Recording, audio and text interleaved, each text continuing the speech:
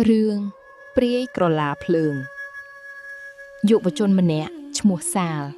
រូបភាពដើមសាលមានសក់ពេញនិងសាក់រូបប្រជាវ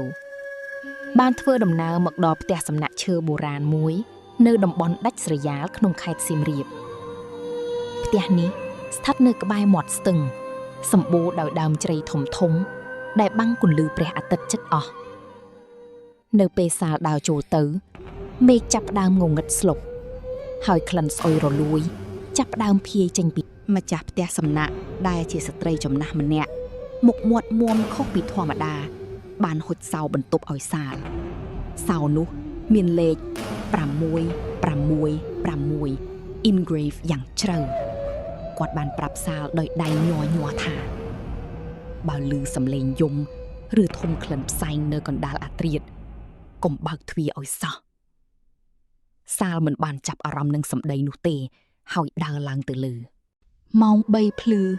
សាភ្ញាក់ដឹងខ្លួនដោយសារភាពត្រជាក់ស្រេបដល់ឆ្អឹងគេងាកទៅមើលបង្អួច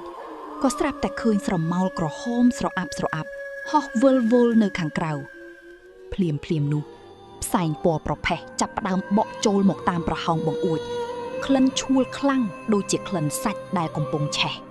សាលចាប់យកពិលដើម្បីពិនិត្យមើល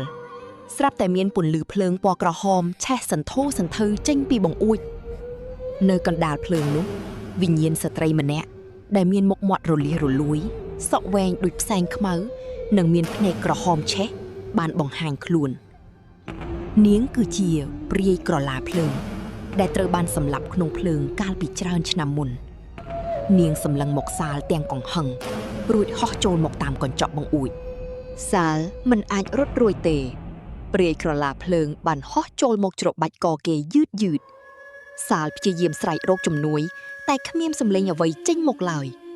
ព្រលឹងរបស់ព្រាយក្រឡាភ្លើងបានចាប់ផ្ដើមហោះចូលក្នុងខ្លួនសាលតាមមាត់និងច្រមុះ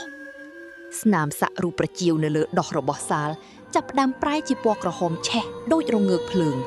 ហើយមានស្រមោលស្លាប្រជាវខ្មៅធំលិចចេញនៅពីក្រោយខ្នងគេព្រឹកឡើងសាលបានភ្ញាក់ដឹងខ្លួនទាំងមានអារម្មណ៍អស់កម្លាំងខ្លាំងគេដើរចេញពីផ្ទះសំណាក់ទាំងមានអារម្មណ៍ថាខ្លួនគេមិនមែនជាខ្លួនឯងទៀតទេនៅពេលគេដើរកាត់មាត់ស្ទឹងគេបានឃើញផ្កាចម្ប៉ាមួយទងដែលប្រឡាក់ដោយផ្សែងខ្មៅ